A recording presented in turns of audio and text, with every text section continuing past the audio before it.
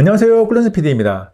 화면 크기가 작지 않으면서 얇고 가볍다는 것이 가장 강력한 매력인 두 스마트폰, 아이폰 에어와 갤럭시 S25 엣지. 어떤 녀석이 더 매력적인지 자세하게 비교합니다. 직접 측정한 데이터 사용 경험, 도출된 결과물을 통해서 구매를 고민하고 있거나 호기심에 무엇이 더 좋은지 정확하게 알고 싶은 분들에게 도움이 될 만한 내용으로 준비했습니다. 첫 번째로 살펴볼 비교 요소는 휴대성입니다. 에어나 엣지 모드 빵 스마트폰 중에서는 화면 크기가 큰 편에 속하면서도 휴대성 영향을 주는 두께와 무게가 모두 매력적입니다. 무게에 대한 이야기를 먼저 하면 에어가 6.5인치 화면에 165g, 엣지가 6.7인치 화면에 163g으로 두 스마트폰 모두 손 위에 얹어서 들어보든 스마트폰의 끝을 손가락으로 잡아서 들고 있든 역대급으로 가볍다는 것이 확 와닿습니다. 이 정도 무게의 스마트폰 이전에 없었던 것은 아닙니다. 크기가 작은 아이폰 13 미니가 140g이었고 6.2인치 갤럭시 S25가 162g, 6.1인치 아이폰 16e가 167g으로 가볍다는 평가를 받았습니다. 그런데 비교를 하면 단순 수치와 다르게 에어 엣지의 체감 무게가 훨씬 더 무게가 가벼운 아이폰 13 미니와 비슷한 수준이고 아이폰 16e보다는 가볍게 느껴집니다. 같은 무게에서 면적이 넓어지면 힘이 분산되어서 좁은 면적에 집중된 것보다는 가볍다고 체감을 합니다. 그래서 이해를 돕기 위해 수치화를 해보면 에어가 크기 대비 받는 체감 무게를 1이라고 했을 때 엣지가 0.96이 나오고 아이폰 13 미니가 1.02, 아이폰 16기가 1.08, 갤럭시 S25가 1.03이 나옵니다.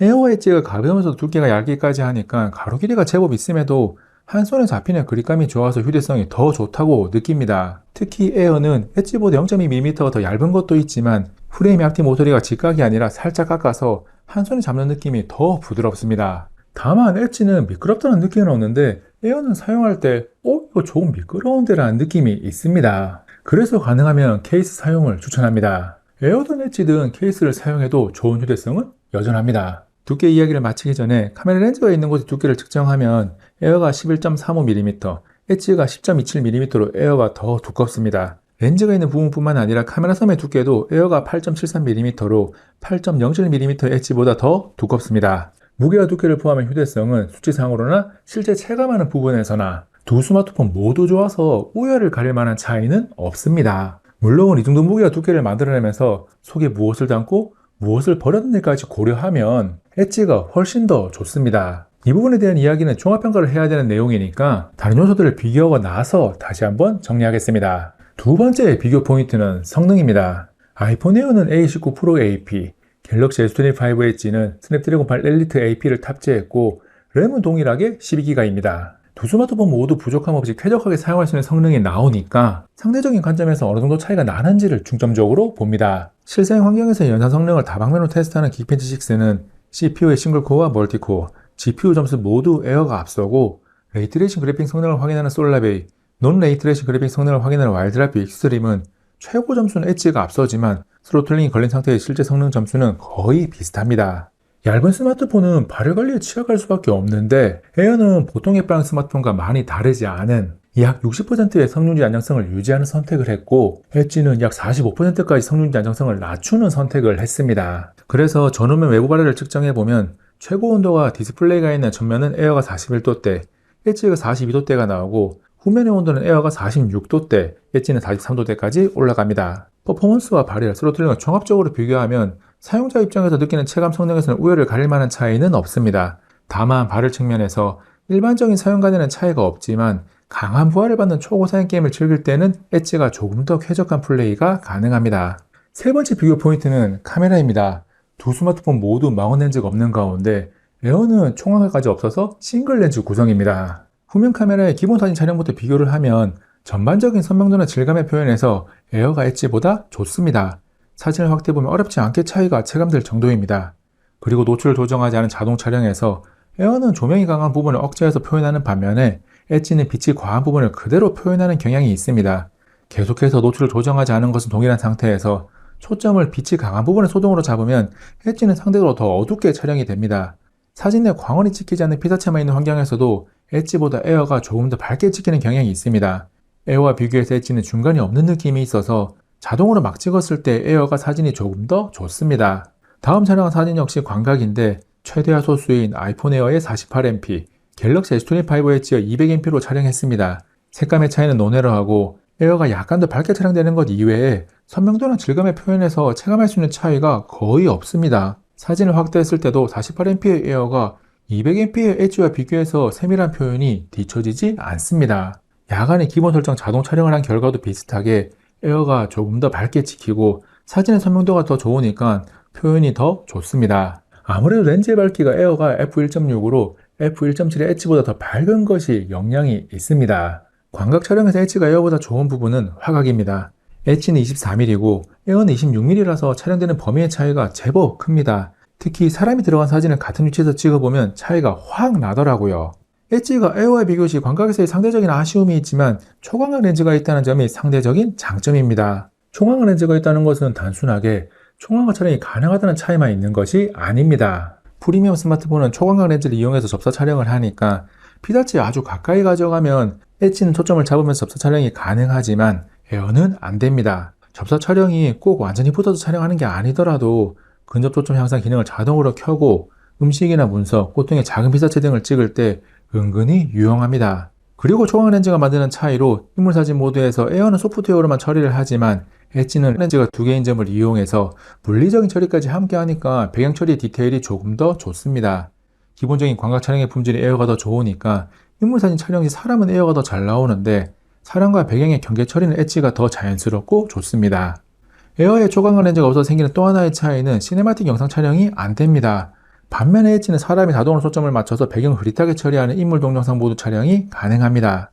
계속해서 걸으면서 촬영한 영상을 보면 아이폰 에어와 갤럭시 S25 엣지 모두 약간의 튕김이 있긴 하지만 비교적 떨림을 잘 잡는 편으로 우열을 가릴 만한 차이가 있지는 않습니다. 뛰지는 않았지만 매우 빠르게 걸은 영상을 이어서 보면 역시나 떨림을 잡는 수준이 비슷해서 일반적인 움직임에서의 영상 품질은 비슷하다고 봐도 무방합니다. 기본 설정 상태에서의 영상도 사진처럼 에어가 약간 더 밝게 찍히는 차이는 있습니다. 야간에 비가 오는 야외를 걸으면서도 촬영을 했는데 기본 설정에서 에어가 전체적으로 약간 더 밝게 찍히기도 하고 영상의 선명도도 약간 더 좋은 편입니다. 그런데 아이폰 에어는 한 가지 문제점이 있습니다. 앞에서부터 사진의 영상 속에 반복해서 등장한 문제인데 바로 고스트 현상입니다. 빛이 렌즈에 반사되는 모습이 그대로 결과물에 찍히는 것인데 사진과 영상을 가리지 않고 마구 나타납니다. 고스트 현상은 사용자에게 매우 큰 불편을 주는 문제점으로 수년째 애플이 알고도 고치지 않는 고질병입니다. 아이폰 에어는 후면에 렌즈가 하나밖에 없는데 그 렌즈에도 이렇게 고스트 현상이 명확하게 나타나니까 아쉽습니다. 다음은 전면 카메라 이야기입니다. 셀피 촬영한 사진은 얼굴의 표현에서 에어가 찍힌 모습이 조금 더 선명하고 엣지가 조금 더 화사하게 찍히는 경향이 있습니다. 물론 품질의 차이가 확대를 해서 봐야 표시가 나는 정도니까 줄을 세우는 것이 큰 의미를 가지는 비교는 아닙니다.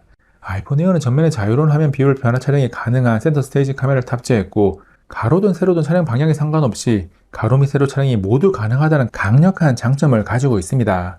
저는 세로로 잡고 가로로 촬영하는 게 정말 편하고 좋더라고요. 카메라 성능에 대한 비교를 정리해보면 아이폰 에어의 싱글 렌즈가 매우 좋은 만큼 초광각 렌즈가 없다는 것이 더욱 아쉽게 다가옵니다. 두께와 무게를 줄이기 위한 선택이라고는 하지만 엣지는 초광각 렌즈도 넣었고 광각 렌즈 이미지 센서도 더 큰 것을 넣었습니다. 그리고 갤럭시 S25 엣지는 광각에서의 상대적인 아쉬움이 다소 있지만 초광각까지 구색을 갖추면서 접사 촬영과 인물 동영상 촬영까지 가능하고 고스트 현상으로부터 자유롭다는 상대적인 장점을 가집니다. 카메라 이야기를 길게 했고 다음은 디스플레이 비교입니다. 6.5인치의 아이폰 에어와 6.7인치의 갤럭시 S25 엣지 모두 좋은 OLED를 사용해서 디스플레이 품질만큼은 두 스마트폰 모두 매우 훌륭합니다.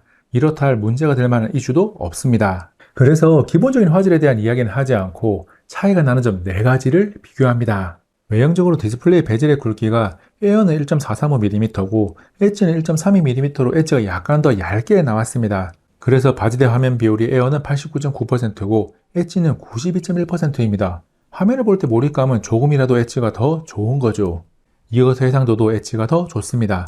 에어는 1260 곱하기 2736으로 460ppi이고 엣지는 1440 곱하기 3120으로 513ppi입니다. 화면 크기가 더 커서 해상도가 높은 게 아니라 PPI를 보면 엣지 해상도가 더 높습니다. 다음은 직접 측정한 결과를 바탕으로 한 화면 밝기 비교로 수동 설정 시 야외에서 최고 밝기는 에어는 770에서 780니트가 나오고 엣지는 760에서 770니트가 나와서 육안으로 구분하기 힘든 정도로 비슷합니다. 그런데 밝기 자동 설정 시 최고 밝기는 에어가 990에서 1000니트가 나오고 엣지는 1400니트 내외가 나옵니다.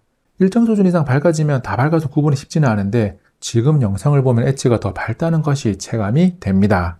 참고로 밝기를 측정할 때 아주 잠깐 피크를 찍어서 사용자가 실사용 시에 체감하지 못하는 밝기는 제외했습니다. 디스플레이에서 마지막으로 할 이야기는 아이폰 에어에 적용된 반사 방지 코팅입니다. 엣지에는 적용되지 않은 것이니까 에어가 가지는 상대적인 장점이 맞기는 한데 효과가 그렇게 썩 좋지는 않습니다. 우리가 흔히 생각하는 반사 방지를 생각하면 안 되고 반사 정도를 약간 감소시켜주는 수준입니다. 다음은 물리적으로나 실제 성능에서나 가장 표신하게 차이가 나는 스피커입니다. 갤럭시 S25 Edge는 일반적인 스테레오 스피커가 탑재되었는데 아이폰 에어는 159만원부터 시작하는 프리미엄 스마트폰에 모노 스피커를 탑재했습니다. 이 모노가 별도로 탑재된 것도 아니고 통화 리시버를 경용으로 사용합니다. 이어폰만 사용하면 문제될 것이 없다는 의견도 있지만 있는데 안 쓰는 것과 없어서 사용할 수조차 없는 것은 분명히 다릅니다. 아이폰 에어와 통화 리시버를 모노 스피커로 사용하다 보니 음질면에 좋지 않은 것은 둘째치고 가장 문제가 가로들고 사용할 때 소리가 한쪽에서만 나오는 것이 정말 별로입니다. 음질도 모노라는 것을 감안하고 비교권 없이 절대적으로 평가해도 매우 구립니다. 이 정도면 스피커는 애플의 버리는 카드입니다. 엣지와 비교하면 소리의 선명도, 공간감, 저음부터 고음까지의 소리의 밸런스 등 모든 면에서 엣지가 압도적으로 더 좋습니다. Never said what I feel, and every time I took the blame, carried all this quiet shame. Never said what I feel, and every time I took the blame, carried all this quiet shame.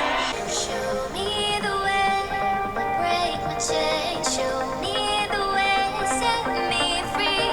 Show me the way, break my chain. Show me the way, set me free.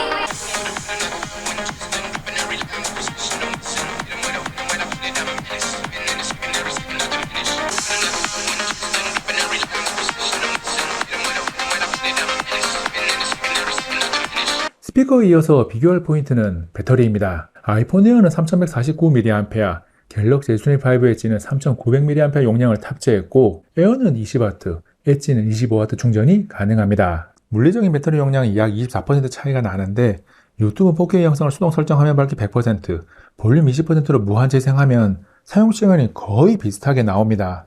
에어가 엣지와 비교 시에 화면 크기, 해상도, 스피커의 개수 등 전력 소모에서 이득을 보는 부분이 다수 있다고 해도 배터리 사용 효율이 엣지보다 좋은 것은 사실입니다. 이어서 충전 속도는 완전히 방전된 상태에서 시작해서 30분이 지났을 때 에어가 53%, 엣지가 58%로 큰 차이가 안 나는데 최종 완충하는 시간은 에어가 1시간 35분, 엣지가 1시간 5분으로 차이가 납니다. 에어와 엣지 모두 사용을 하면서 우려와 다르게 충전에 대한 걱정을 계속 해야 될 만큼 배터리 사용 시간이 부족한 스마트폰은 아닙니다. 상대적으로는 사용 시간은 비슷하고 충전 속도가 엣지가 훨씬 더 빠르니까 굳이 우위를 따지자면 엣지가 우위에 있습니다. 그 밖에 지금까지 이야기하지 않은 에어와 엣지의 차이점을 정리합니다. 아이폰 에어는 eSIM 전용 폰으로 나와서 물리적인 유심 사용이 불가능합니다. 유심 트레이 자체가 없어요. 절대적으로 eSIM 전용 폰이라는 시도가 나쁘지 않다고 생각하는데 엣지와 비교를 하면 물리적인 유심을 사용할 수 있고 사용할 수 없고의 차이가 있으니까 엣지가 약간의 우위를 가지게 됩니다. 다음은 C포트의 규격으로 갤럭시 S25 엣지는 USB 3.2에 디스플레이 포트 1.2까지 지원하는데 아이폰 에어는 USB 2.0입니다. 모노 스피커만큼이나 프리미엄 스마트폰에 어울리지 않는 부분이죠. 그리고 블루투스 버전이 에어는 6.0이고 엣지는 5.4로 에어가 조금 더 좋습니다. 마지막으로 가격은 국내 출시 가격 기준 256GB, 512GB 모두 엣지가 에어보다 약간 더 저렴하게 나왔습니다. 해외에서는 반대로 미국 기준으로 에어가 엣지보다 더 저렴하게 나왔습니다. 각자의 홈그라운드에서 상대적인 가격의 이점을 가져가는 거죠. 2025년 스마트폰 시장에서 공개 전에는 많은 관심을 받았지만 출시 이후에는 관심만큼 판매 성과가 나오지 않은 얇고 가벼운 스마트폰 2종 아이폰 에어와 갤럭시 S25 엣지를 비교 분석했습니다. 갤럭시 S25 엣지가 시장에 나왔을 때는 마땅한 비교군이 없어서 가치를 따지기가 참 애매했는데 아이폰 에어가 나오고 보니 엣지가 참 잘 나온 스마트폰이었구나 라는 재평가를 받고 있습니다. 성능적으로 에어가 조금 더 좋은 부분도 있고 엣지가 조금 더 좋은 부분도 있는데 무게와 두께를 줄이기 위해서 포기한 것들을 보면 에어가 너무 많이 버렸습니다. 후면 싱글렌즈 구성, 통화 리시버의 모노 스피커 활용, 유심 트레이를 제거하고 배터리 용량 24%가 작은데도 무게는 오히려 화면 크기 0.5인치가 더 큰 엣지가 2g이 가볍습니다. 엣지가 넣을 거 다 넣고 만들어낸 163g의 무게와 5.8mm의 두께가 재평가 받을 수 있는 이유죠. 참고로 아이폰 에어와 갤럭시 S24 엣지 모두 내구성 강화를 위해 동일하게 티타늄 프레임을 사용해서 이에 따른 무게 차이가 발생할 비교 포인트는 없습니다. 2026년에는 얇고 가벼운 스마트폰이 또 어떤 형태로 변화할지 모르겠지만 2025년은 이 제품군에 한해서 삼성의 판정성입니다. 참고로 디자인에 대한 평가는 개인 취향이라서 비교 포인트로 포함하지 않았는데 제 개인 취향은 에어보다는 엣지입니다. 에어가 상단 빈 공간에 카메라점이 넓게 자리 잡고 있으니까 얼큰이 느낌이 나서 별로입니다. 저를 닮아서 그런 게 아니에요. 아이폰 에어와 갤럭시 S24 엣지는 주구장창 무거운 스마트폰만 사용해온 분들이나 과거에 아주 얇고 가벼운 스마트폰을 사용해본 경험이 있는 분들이 끌릴 수 있는 얇고 가볍다는 강력한 매력을 가지고 있습니다. 수요 없는 공급이라는 평가를 받기도 하는 제품군이지만 수요가 없는 것이 아니라 소비자들의 눈높이를 맞추지 못해서 팔리지 않았다는 평가가 맞을지도 모르겠습니다. 두 스마트폰을 두고 선택을 고민하고 있는 분들이나 호기심에 무엇이 다른지 궁금증을 해결하고 싶은 분들 모두에게 유익한 시간이었기를 바랍니다. 이번 영상은 여기까지. 다음에 또 만나요. 안녕.